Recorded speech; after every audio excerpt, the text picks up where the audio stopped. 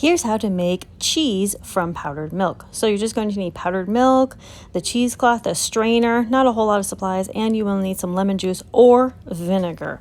So first what you're going to do is you're going to combine 3 cups of milk, the powdered milk, with 6 cups of cold water. Then you're going to go ahead and stir.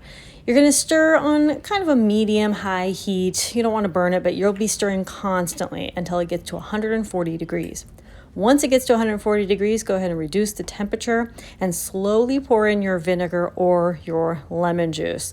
You're slowly pouring and stirring constantly at the same time.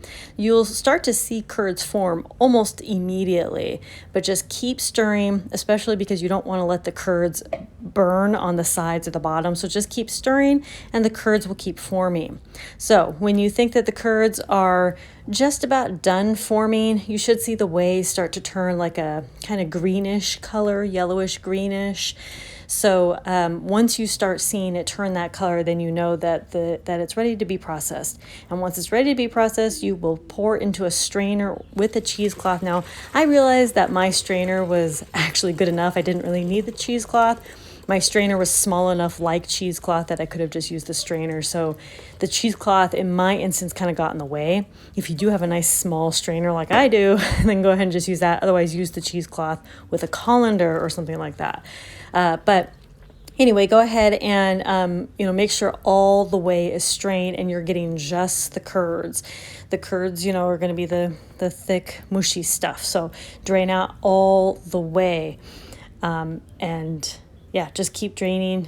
As you can see, I'm kind of messing with it because the strainer was actually perfect in my instance. So I did have to play with it a little to get all of that whey out of there, and make sure that it's all straining out of there good and perfect. So the next step after that is going to be, once you have all the curds together, is to strain even more of the liquid out of it as much as you can. Really like you're seeing me, get it in your hand and squeeze until you're really getting it all out of there. We want, a cheese, and it'll set a lot better if all the whey is out of there. Okay, so the next part is going to be strain a little bit of water over it, again, just to make sure you're getting as much whey out of it as possible. The goal here is to get that whey out. By the way, if you can refrigerate the whey, go ahead and keep it. Okay, so I'm again now gotten it out and straining just even more, trying to get as much out as I possibly can. You may not get every single little bit out, but enough. Okay, so there's what I got out of all that. It will have a ricotta type texture. So, just keep that in mind. It's kind of like ricotta cheese. And when you eat it, when you take a bite out of it, it might smell or taste like a little funky, but it's cheese. It tasted very close to ricotta cheese. If you do want a creamier cheese, a creamier ricotta cheese, use whole milk, the whole powdered milk instead of the skim. Enjoy.